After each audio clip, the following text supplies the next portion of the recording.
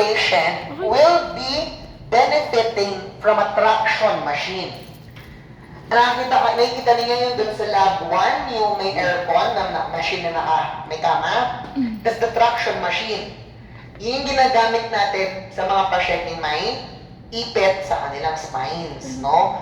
Pinapabuka yung mga spaces. So kung ibig sabihin, kung hinihiwalay mo yung vertebra, gumagaling yung pakiramdam niya, ibig sabihin, magandang treatment yan sa pasyente.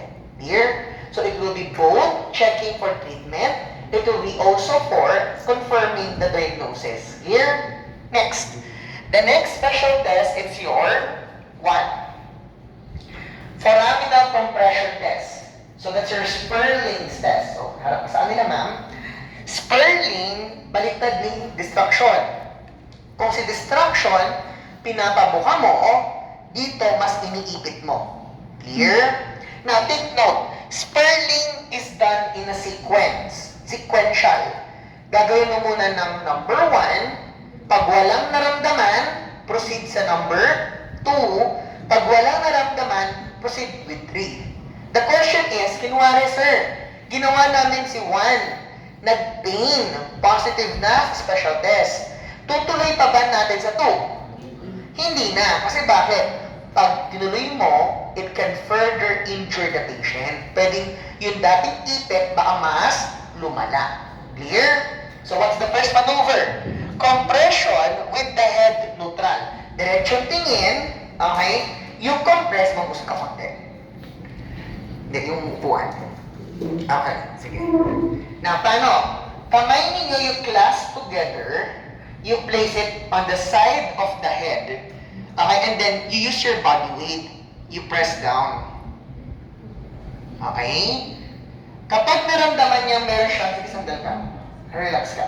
Kapag nakakaramdam siya ng parang may tusok-tusok na gumagapang pababa, nako, positive yan, may naiipit na nerve. Clear? Pero kung wala siya nararamdaman, proceed natin. Okay, number 2, compress with the head extended. So, i-extend ko yung ulo niya, okay? And then, I apply, okay, my resistance down, compression downward force. Clear? Okay ka Pag lang. wala pa din, okay, you proceed with 3. With extension, you rotate, or your lateral bend, pwede kasing rotate, or lateral bend to one side. So, kunwari gusto ko muna i-test yung, ano yan, right? So, extension, rotation, or extension, and lateral bending, and then I apply axial compression. Masakit? Wala Okay? ko sasaktan siya. Kukompress niya lang, huwag yung batiin yung leeg. No? You apply compression. Kapag naaramdam si pasyente na gumagapang dito, kung saan mo nilagay yung head mo, gumagapang yung pain. Ibig sabihin noon, itong side na to may cervical radiculopathy. Pero, kapag adik ang pasyente mo, dito mo nilagay, kinompress mo, pero sumasakit dito, that is what we called as the reverse Sperling test. No? Reverse Sperling. Kasi, kapag nakita mong reverse Sperling, it indicates there is just muscle spasm. No? Alaga mo lang pala yung sumakit. No? Sumakit yung ditong side ng katawan ng pasyente or shoulder, it means may muscle spasm lang siya. No? Kontra lang. Nagagaling siya kasi ginagalaw mo siya. Okay? So, yun yun. Na-check nyo na ba yung muscle spasm ni Ma'am Wayne? Opo. Chinek ko kahapon, mas malala na pala siya, no? Hindi na siya blockade. Isa na siyang pundasyon. Antiga, sabi ko, Ma'am Wayne, asan na yung scapula mo? Parang isang buo na siyang pader. Antigas, pag pinatong mo parang, unang patong mo parang, di mo naramdam yung muscle eh. Pagkapatong mo parang, tigas na niya.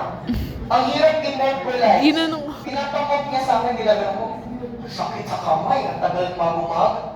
Relax. Tapos, pag pinrest down niya, ang pinaka-trigger point trigger point ni Mamoy na dito sa interscapular. Pag pinrest down mo, gumagod ng sigma, masakit. No? Nandun yung mga sakit-sakit na yun. Paano No? yun? Okay, next. The next test is your Okay, Jackson. Kung si Sperling, madaming sequence, si Jackson is you just rotate to one side and then you compress. Yan ang Jackson. Tatandaan ko nung estudyante ako. Di ba kilala niya si Michael Jackson?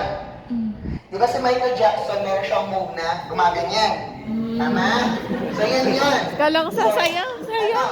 Ang tatandaan natin is kung Jackson test, that's rotation to one side. Kala ko ganyan. Sperling, yan yung, tatlo yung maneuver. Here, di ba sasayaw, di ba? Akala ko sasayaw. Okay, Sayang. so ganun yan ha. Jackson is compression to one side. So, ibig sabihin, kung gusto mo i-check yung right, rotate to the right, compress. Check the left, rotate towards the left, compress. Okay? Di ba, madali lang yung leg. Maya-maya rin mahirap. I think mahirap sa lahat. Bakodi. is, if you want to check, this is a relieving test. Ibig sabihin, when you do this, nawawala yung pain. So, paano yun? Iaangat mo na yung kamay Bakit? niya, Ano daw yun? ipapato mo sa ulo. Pag nawala yung pain, kunwari kumakalat yung pain dito. Nung ginawa mo to, nawala yung pain, positive siya for Bakodi. Meron siyang cervical radiculopathy.